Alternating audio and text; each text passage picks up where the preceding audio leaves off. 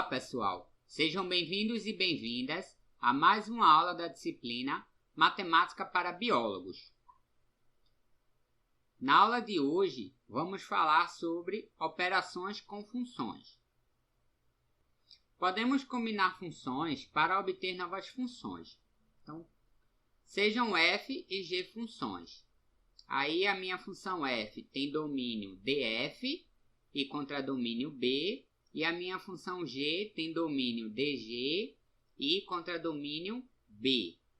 E aí a gente define a função soma como sendo a função f mais g, cujo domínio é a interseção do domínio da função f com o domínio da função g.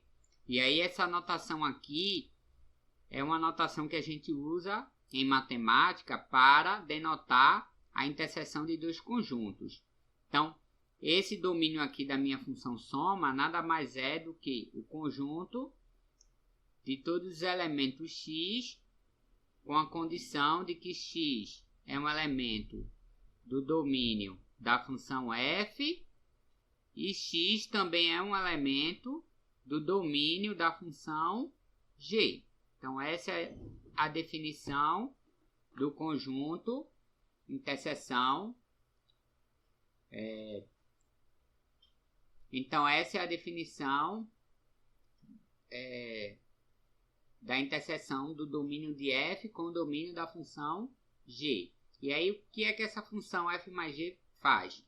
Ela vai pegar a cada x no seu domínio e vai levar na função f mais g aplicada a x, que por definição vai ser aplicar f em x e somar com a aplicação de g em x. Ou seja, f mais g aplicado a x é f de x mais g de x. Então, essa é a definição da minha função soma. A função diferença, ela é definida de maneira similar. Então, f menos g vai ser a função cujo domínio é a interseção do domínio da função f com o domínio da função g, e tem contradomínio b, e ela pega cada x no seu domínio e associa ao número f menos g aplicado a x, que por definição vai ser f aplicado a x menos g aplicado a x. Então, essa é a definição da minha função diferença.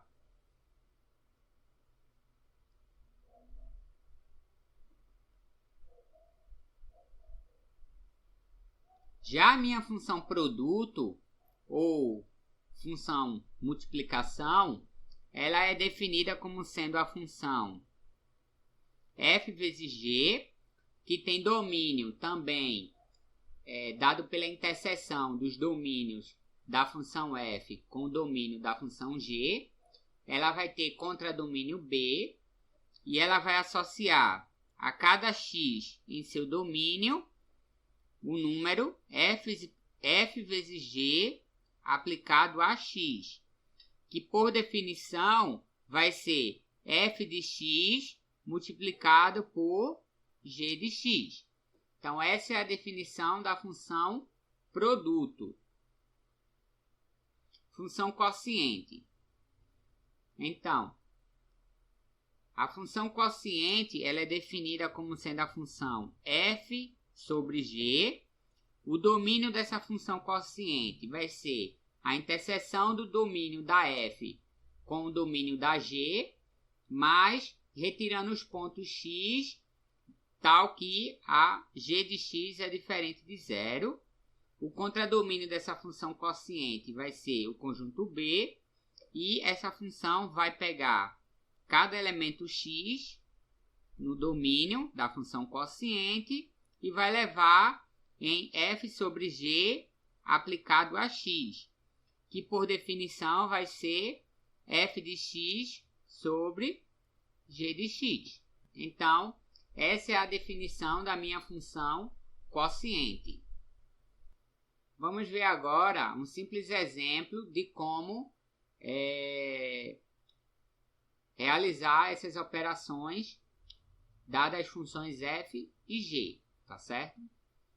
Então, sejam as funções f e g definidas respectivamente por... Então, f de x é a função que a cada x associa ao número raiz quadrada de x menos 2.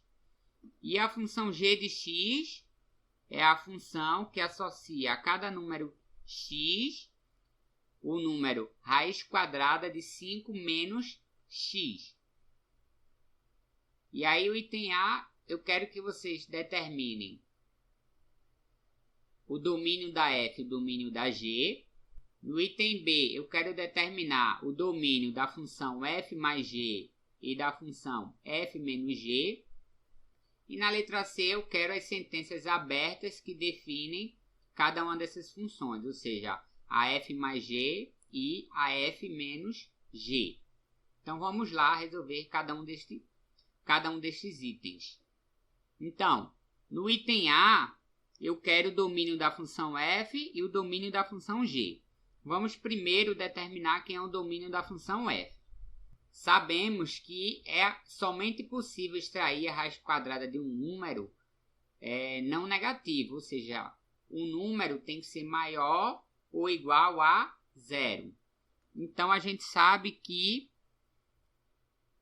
x menos 2 tem que ser maior ou igual a 0.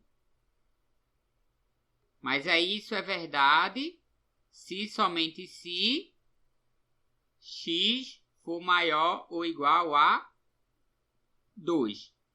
Desse modo, o domínio da função f vai ser todos os valores de x reais, com a condição de que x tem que ser maior ou igual a 2. E aí uma outra maneira de denotar esse conjunto é você denotar ele como sendo o conjunto fechado em 2, que vai de 2 até mais infinito. E aqui a gente bota uma notação de aberto. Já para a função g, a gente sabe que a raiz quadrada novamente de um número, né? Para extrair a raiz quadrada de um número, esse número tem que ser não negativo, ou seja, ele precisa ser maior ou igual a 0. Então, 5 menos x precisa ser maior ou igual a 0, mas isso é verdade somente quando x for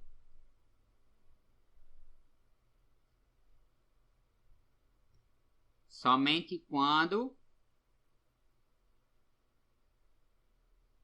5 for maior ou igual a x.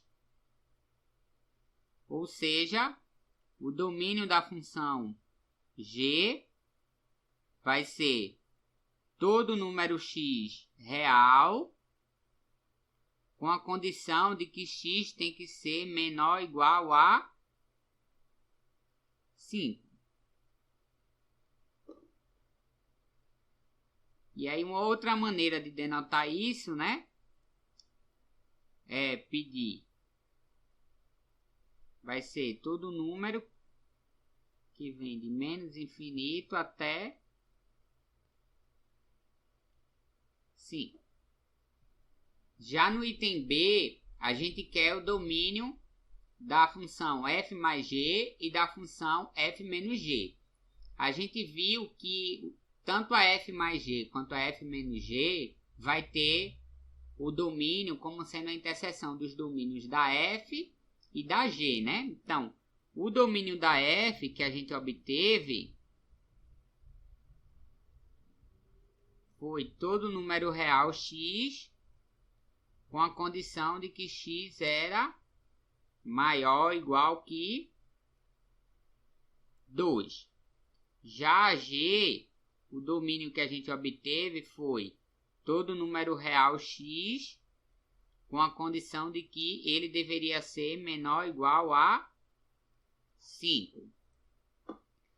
Então, quem é essa interseção? Então, ó, se você imaginar uma reta aqui, né?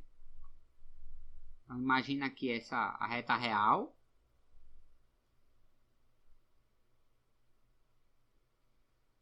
E aí eu marco aqui o 2. E aí o domínio da função f é todo mundo que é maior ou igual que 2, né? Então vai ser, incluindo 2, é todo mundo que está desse lado aqui. Então aqui está o domínio da f. E aí eu imagino essa mesma reta agora. Aí agora eu marco aqui o 5, né? Aqui vai ser o domínio da g. E aí o domínio da g é todo número real x que é menor ou igual que 5. Então, essa parte aqui pintada de vermelho. Agora a gente sabe que tanto f mais g, o domínio delas vai ser a interseção desses dois conjuntos. Ou seja, é todo o valor de x que pertence tanto ao conjunto df quanto ao conjunto dg, né? E aí, se você observa,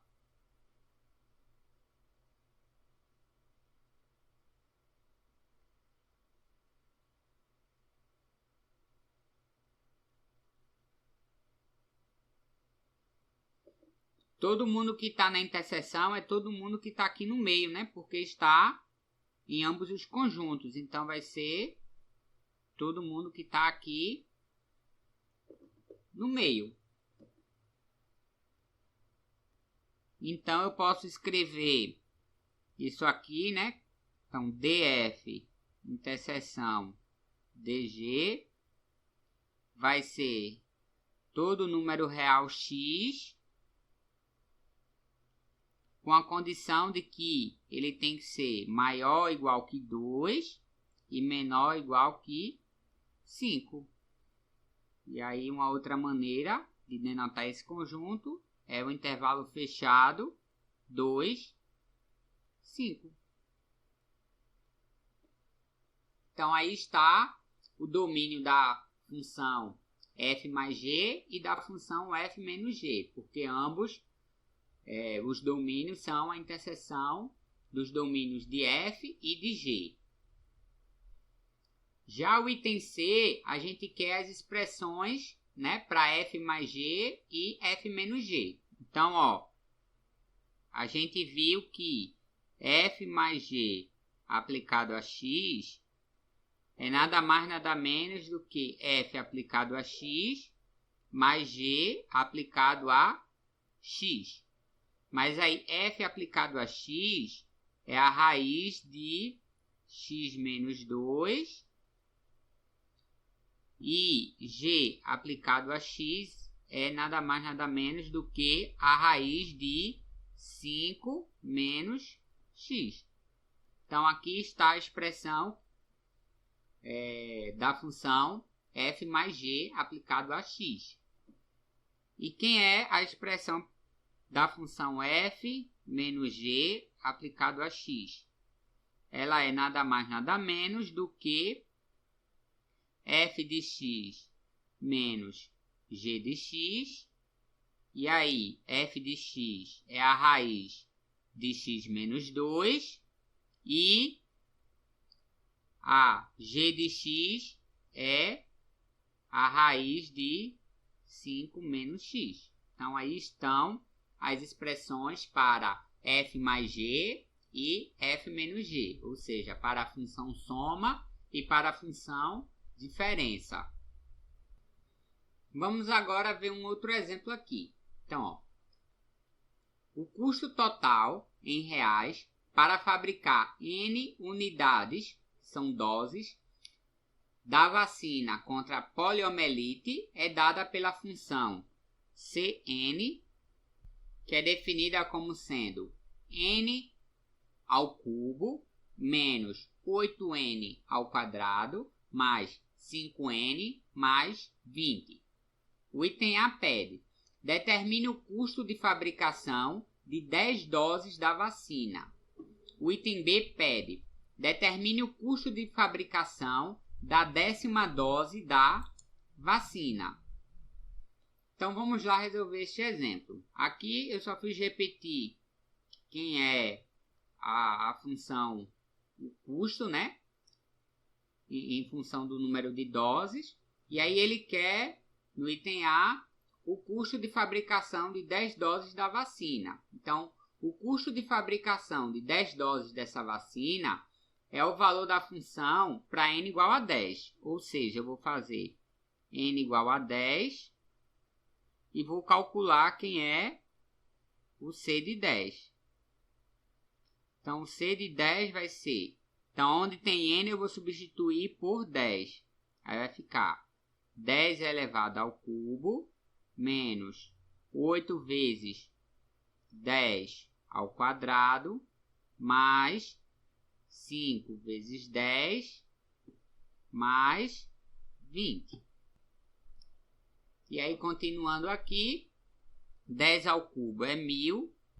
Aí, 10 ao quadrado é 100 vezes 8 dá 800. 5 vezes 10 é 50. Então, isso fica 1000 menos 800 dá 200. Com mais 50 dá 250. Com mais 20 fica 270 reais. Então, este é o custo para fabricar 10 doses da nossa vacina de poliomielite. Já no item B, eu quero o custo de fabricação da 10ª dose da vacina. Olha aí, percebam aí a pequena diferença entre calcular o custo de fabricação de 10 doses e o custo de fabricação da 10ª dose. Então, o custo de fabricação da 10ª dose vai ser a diferença entre o custo de fabricação de 10 doses e o custo de fabricação de 9 doses. Ou seja, o custo da 10ª dose vai ser o custo para fabricar 10 doses menos o custo para fabricar 9 doses. Então, você vai saber, fazendo essa conta, quanto é que você gasta para fabricar a 10ª dose da vacina. Então, ó, como eu já sei o custo para fabricar 10 doses, eu vou agora calcular apenas o custo para fabricar 9 doses. Então, quando n é igual a 9, o C de 9 vai ser 9 elevado ao cubo menos 8 vezes 9 elevado ao quadrado mais 5 vezes 9 mais 20. Aí isso fica 9 ao cubo. Isso fica 9 vezes 9 dá 81. 81 vezes 9 dá 729. Aí menos 9 ao quadrado dá 81. 81 vezes 8 vai ficar 648. Aí mais 5 vezes 9 dá 45. Mais 20. E aí, quando você realiza essas operações aqui, você vai obter como resposta o número 146. ou seja, o custo para fabricar 9 doses da vacina de poliomielite é R$ 146. Agora, qual é o custo para fabricar a 10ª dose? Como eu disse, né? Vai ser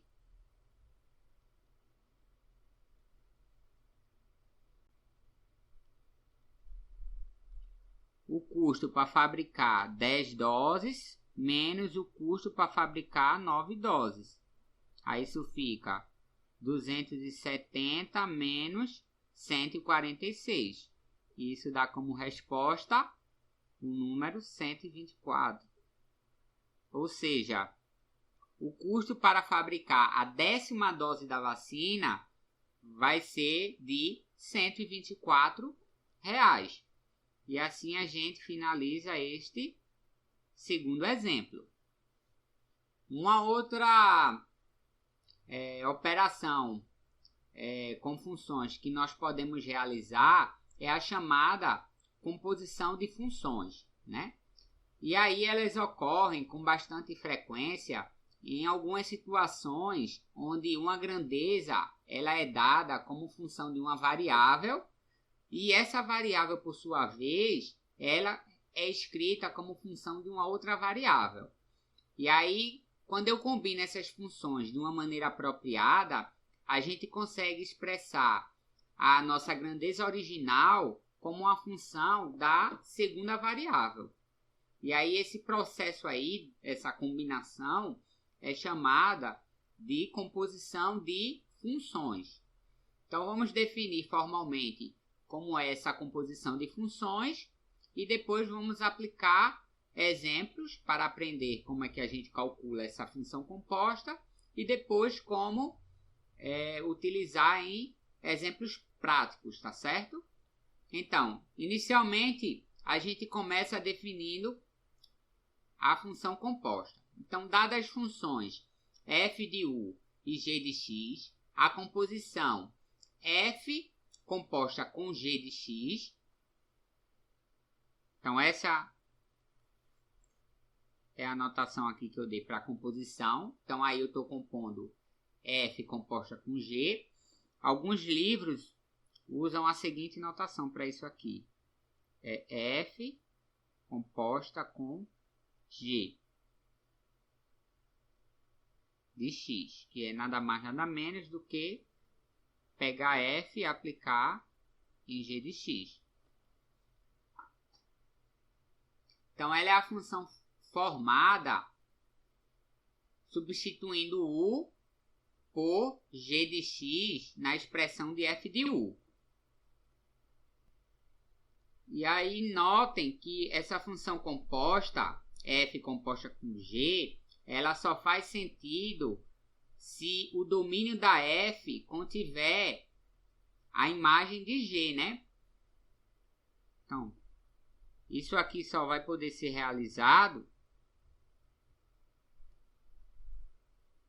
Isso aqui só vai poder ser realizado quando a imagem da função g estiver contida no domínio da função f.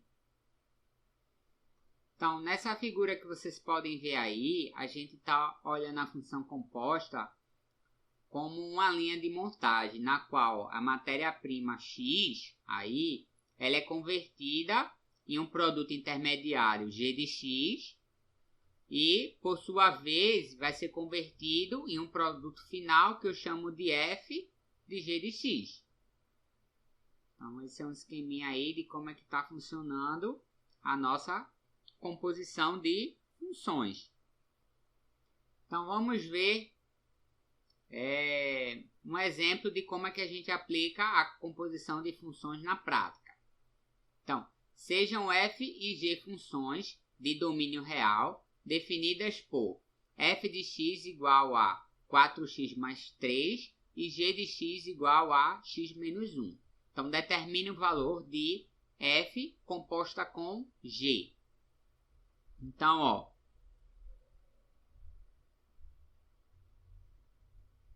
f composta com g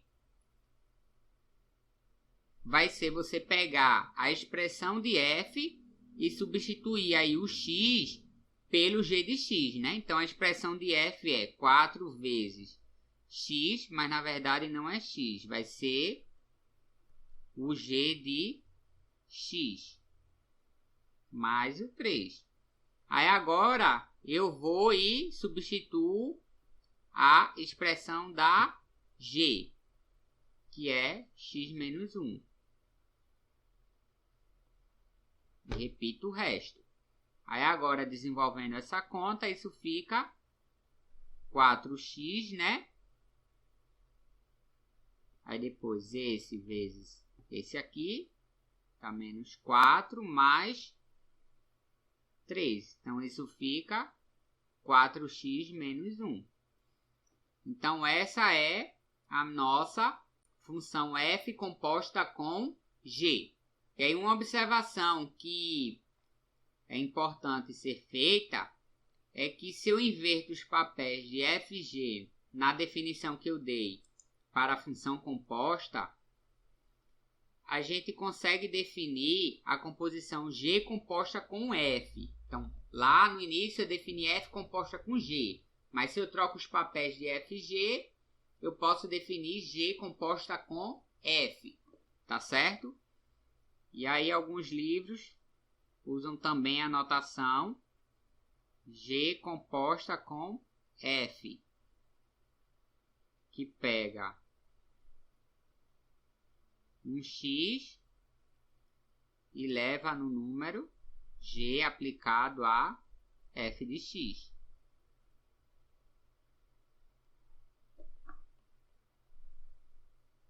E aí, uma segunda observação é que as funções f composta com g e g composta com f, elas não são necessariamente iguais. Pode ser que sejam e pode ser que não sejam, tá certo? Na maioria dos casos não são iguais. Então, por exemplo, na questão anterior, a gente considerou f de x igual a 4x mais 3 e g de x igual a x menos 1. E aí a gente calculou f composta com g e viu que ela era 4x menos 1. Vamos agora calcular g composta com f. Então, o que é g composta com f? É eu substituir na expressão de g a função f. Ou seja, na expressão da função g, onde tem x, eu vou substituir por f de x. Então, a expressão de g é x menos 1, mas como eu quero g aplicado em f de x, isso vai ficar f de x menos 1.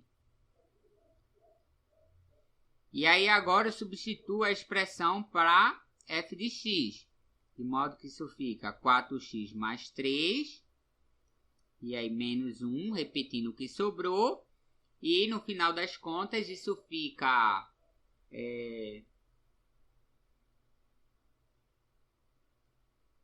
4x mais 3 menos 1, e aí isso dá como resposta 4x mais 2, né? E aí a gente também observa que, como eu comentei antes, f composta com g de x é diferente de g composta com f de x.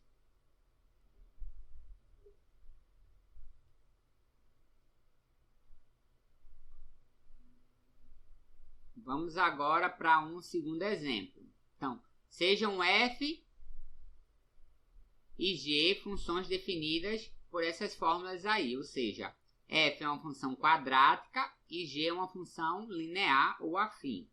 E aí eu quero que vocês determinem f composta com g e g composta com f, tá certo? Então vamos lá. F composta com g, então, ó, na expressão de f, você vai substituir o x por g de x. Então, isso fica g de x ao quadrado mais 3 vezes g de x mais 1. Aí agora você vai substituir quem é a expressão para a função g de x. Então isso fica x mais 1, né? Aí, ao quadrado mais 3 vezes x mais 1 mais 1.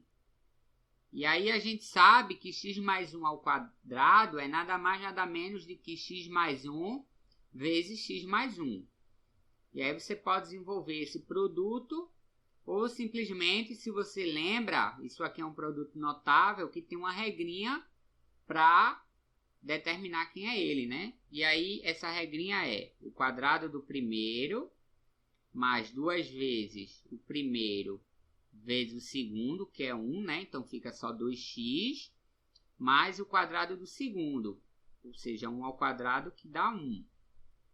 Aí agora, mais, aí efetuando essa multiplicação aqui, né? Isso fica 3x mais 3, e agora mais 1. Então, no final, isso fica x ao quadrado mais... Aí aqui eu vou juntar os termos que são incomuns, né? Então, por exemplo, 2x eu posso juntar com 3x. Isso dá 5x. Aí agora, 1 mais 3 mais 1 dá 4. Então, essa é a minha expressão para a função g composta com... Perdão, essa é a minha expressão para a função f composta com g. Agora, eu vou obter a g composta com f. Então, g composta com f vai ser você pegar agora a expressão para g e no lugar do x da expressão para g, você vai colocar o f de x. Então, como a g é x mais 1, a g aplicado a f de x vai ficar f de x mais 1. Aí agora eu substituo a expressão de f de x aqui e eu fico com x ao quadrado mais 3x mais 1, que é a expressão para f de x. Aí repito o que restou. Então isso fica x ao quadrado mais 3x mais 1 mais 1, né? Então, isso fica x ao quadrado mais 3x mais 2. Então, essa é a minha expressão para a função g composta com f.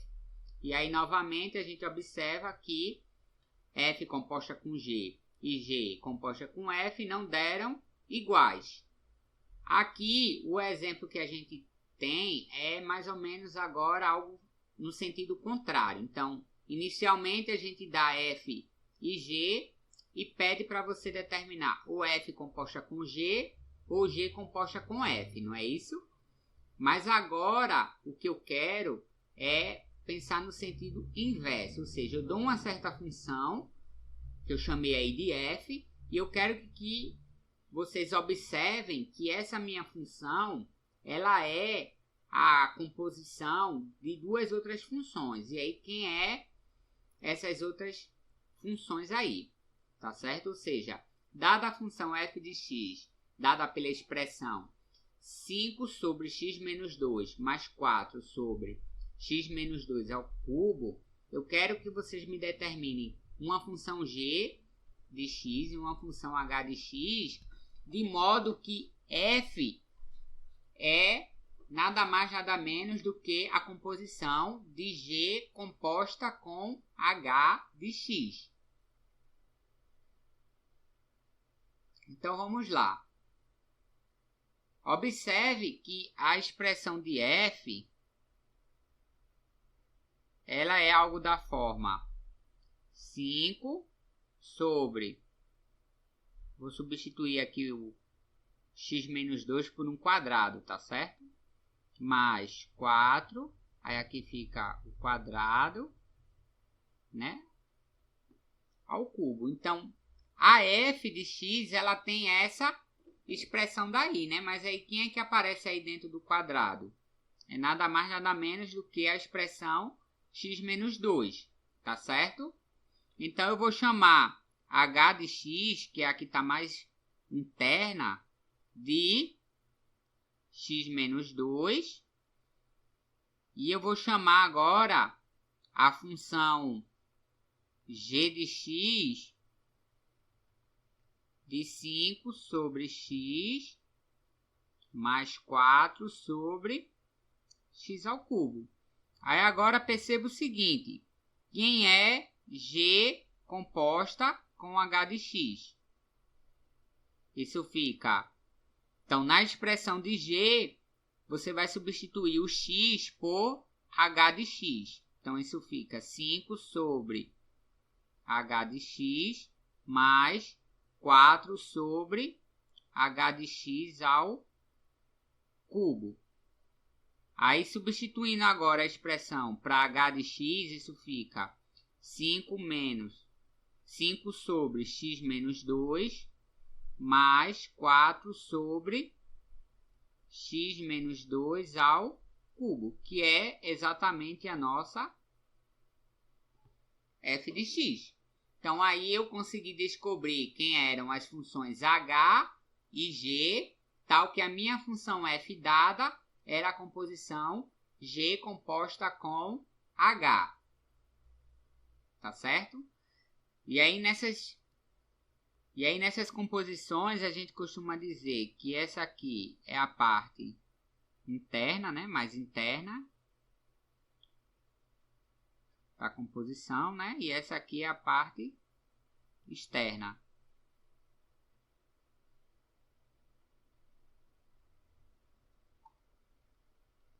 Essa aqui é a função interna.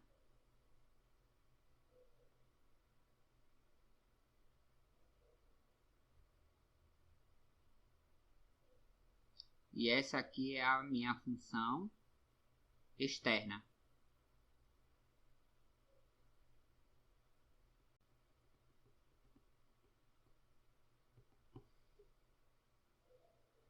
Bem, agora a gente vai aplicar esse problema de compor funções em algo mais prático da área de vocês, né? Então, vamos lá. Os ambientalistas estimam que, em certa cidade, a concentração média de monóxido de carbono no ar durante o dia será dada pela expressão Cp igual a 0,5P mais 1. E isso é dado em partes por milhão. E aí a gente usa essa abreviação para falar de partes por milhão.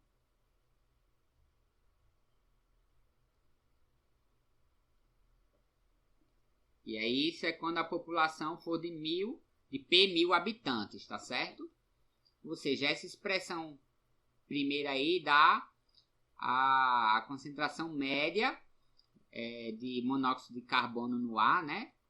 Quando a população é de P1000 habitantes, tá certo? E aí essa concentração média de monóxido de carbono, ela é medida em partes por milhão.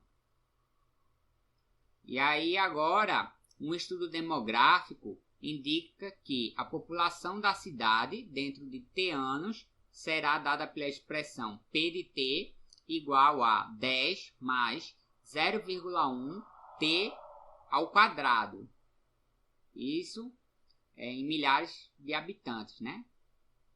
Ou seja, essa expressão aí dá a população, né? Dentro de T anos. E aí isso é dado em milhares de habitantes.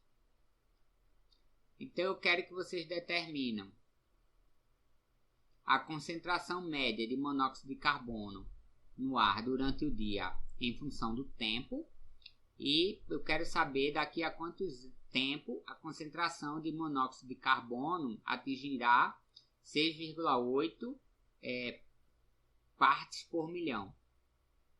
Tá certo? Então, observe o seguinte. No item, a gente sabe que a concentração média de monóxido de carbono está sendo dada em função da população e a população está sendo dada em função do tempo. Então, eu consigo pegar a primeira dessas variáveis, que é a concentração de monóxido de carbono, e colocar como sendo uma função do tempo. E para isso eu vou usar o processo de composição de funções. E é isso que é pedido no item A. Ele quer saber qual é a concentração média de monóxido de carbono, né, no ar durante o dia em função desse tempo. Tá certo? E aí depois que eu tiver essa expressão, eu vou conseguir calcular daqui a quanto tempo a concentração de monóxido de carbono vai atingir 6,8 partes por milhão. Então vamos lá resolver este item, essa questão. Então, ó, como eu comentei anteriormente, a concentração de monóxido de carbono, né, está relacionada com a variável população através dessa expressão aqui, enquanto que a população está relacionada com o tempo através dessa segunda expressão aí.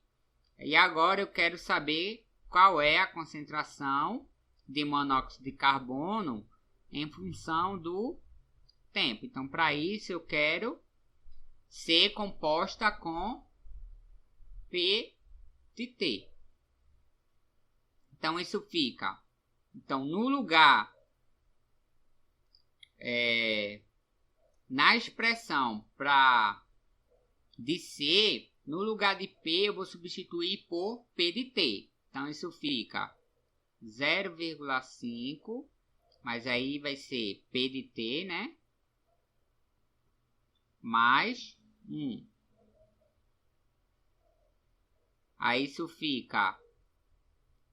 Aí agora eu vou substituir quem é a expressão P de T. P de T é 10 mais 0,1 T ao quadrado. Aí mais 1.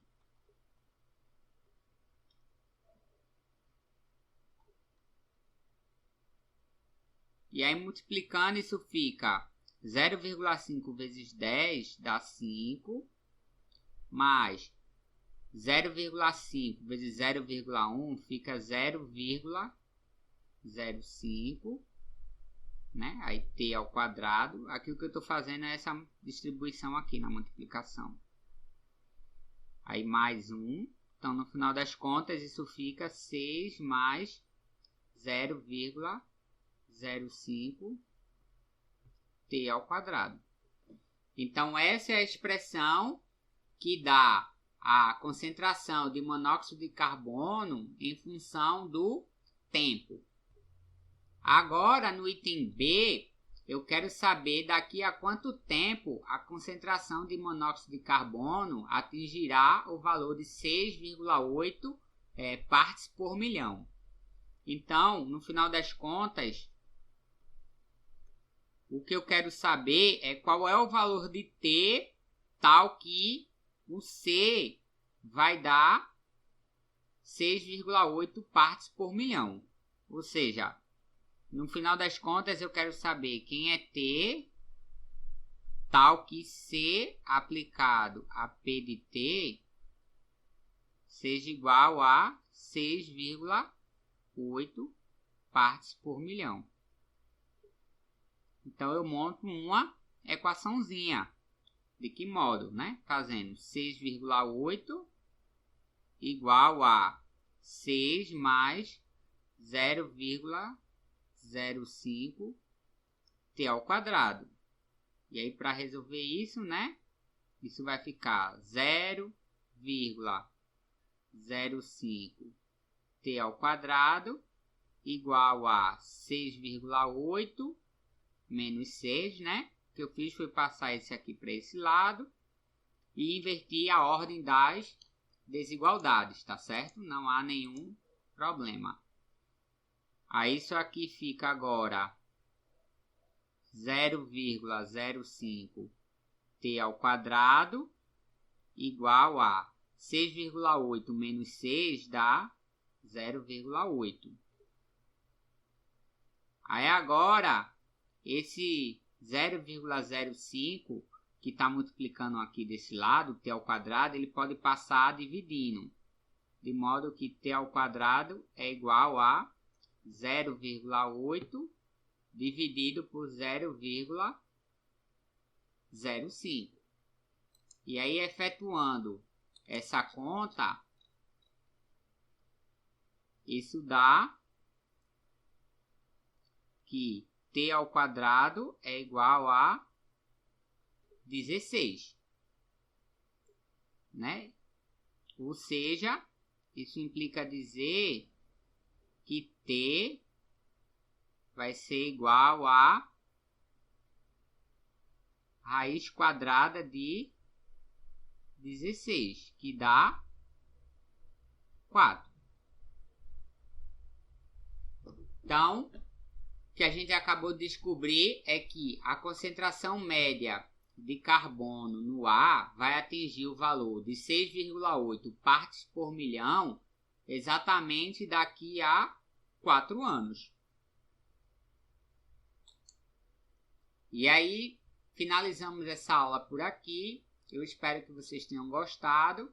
Qualquer dúvida, pode perguntar lá no nosso grupo do WhatsApp ou escrever aqui nos comentários que eu vou estar respondendo. Ou então pode me mandar um e-mail, tá certo? Ou então perguntar nas nossas aulas síncronas. Muito obrigado a todos e a todas que estão acompanhando esta aula e até a próxima, pessoal.